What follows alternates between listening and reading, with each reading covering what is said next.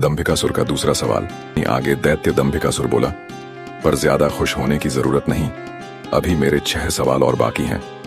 राजा विक्रमादित्य बोले, पूछो दुष्ट राक्षस, मैं तुम्हारे सवालों का जवाब देने ही यहां आया हूं।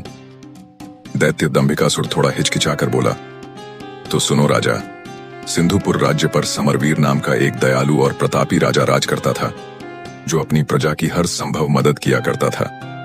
एक दिन उसके दरबार में एक बनिया अपने 3 अंधे पुत्रों के साथ आया।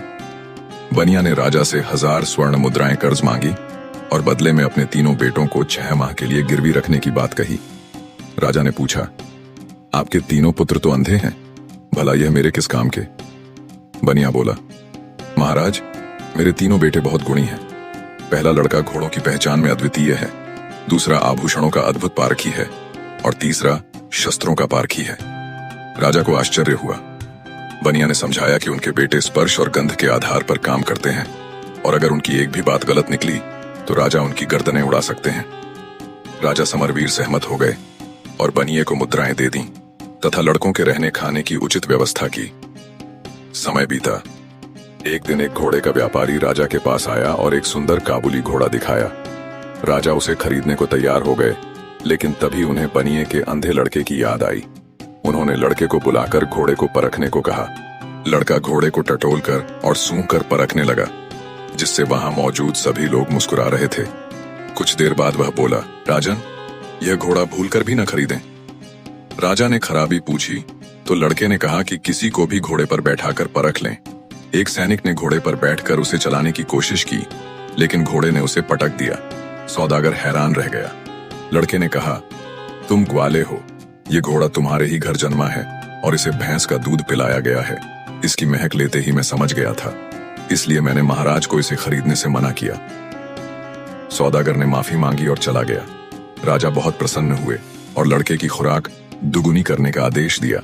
अब तीनों लड़के बड़े आराम से राजा के यहाँ रहने लगे।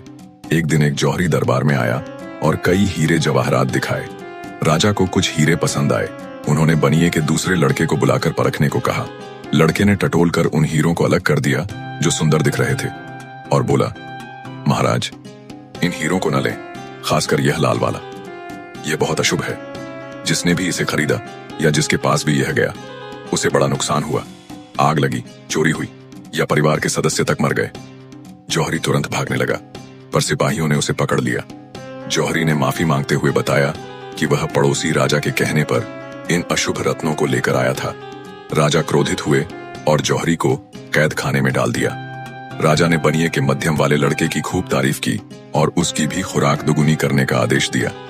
इसी तरह एक दिन शस्त्र विक्रेता दरबार में आया और बनिए का तीसरा, सबसे छोटा लड़का भी अपनी परीक्षा में सफल रहा। उसने राजा के लिए सिर्फ बेहतरीन हथियार चुने। राजा छोटे वाले से भी बहुत खुश हुए और हमेशा की तरह उसकी खुराक भी दुगुनी करने का आदेश दिया। कुछ समय बाद तीनों अंधे लड़कों का पिता बनिया वापस आ गया। उसने राजा का लिया हुआ सारा कर्ज चुका दिया और अपने तीनों लड़कों को लेकर जाने लगा। राजा ने बनिए से पूछा, तुम इन तीनों लड़कों के पिता हो, तुम्हारा क्या गुण है? बनिया बोला, मैं आदमी की पहचान कर सकता हूं। राजा ने पूछा, तो फिर बताओ, हमारी पहचान क्या है? बनिया एक बार झिझका, फिर राजा की आंखों में आंखें डालकर बोला, आप नानाबाई की औलाद हैं।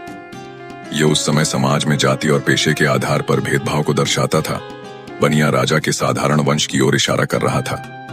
आगे बनिया बोला, जब भी मेरे लड़कों ने अपनी अद्वितीय पहचान दिखाते हुए कोई अद्भुत कार्य किया, तो आपने उन्हें कोई पुरस्कार न देकर हर बार उनकी खुराक ही बढ़ाई है। इतना सुनते ही राजा क्रोध से आग बबूला हो गए। क्रोध में अंधे राजा ने न सिर्फ बनिए को बल्कि उसके तीनों पुत्रों को भी मौत के घाट उतरवा दिया। विक्रमादित्य का दूसरा उत्तर। इतनी कहानी कहकर दैत्य दंभिकासुर राजा विक्रमादित्य से बोला, बताओ विक्रमादित्य, क्या बनिए को उसके लड़कों समेत मारने वाला राजा पाप का भागी बना या नहीं? राजा विक्रमादित्य बोले, खून का असर भला कभी जा सकता है क्या? बनिए को समझदारी से काम लेना था। अपने कारण वह बेटों समेत मौत की गोद में समा गया। इसमें पाप का भागी राजा नहीं, बल्कि वह बनिया ही था। राजा विक्रमादित्य की बात सुनकर दैत्य दंभिकासुर बोला, तुमने बिल्कुल ठीक कहा विक्रमादित्य। इतना कहकर दैत्य चुप हो जाता है। उसे अनुभव होता है जैसे उसके हर सवाल के जवाब के साथ उसकी शक्ति कम होती जा रही है। वह सही जवाबों को झुठला भी नहीं सकता था क्योंकि उसे देवताओं का वरदान प्राप्त था। उसके चेहरे पर डर और गहरी सोच देखकर राजा विक्रमादित्य बोले, क्या हुआ दुष्ट राक्षस, अब किस सोच में पड़ गया?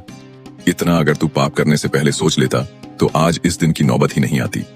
अपना अगला सवाल पूछ, पापी दानव। दंभिकासुर का तीसरा सवाल, नागिन के बदले की कहानी। कहानी का अगला अध्याय बहुत जल्द आने वाला है। ये कहानी आपको कैसी लगी कमेंट करके अपनी राय जरूर दें।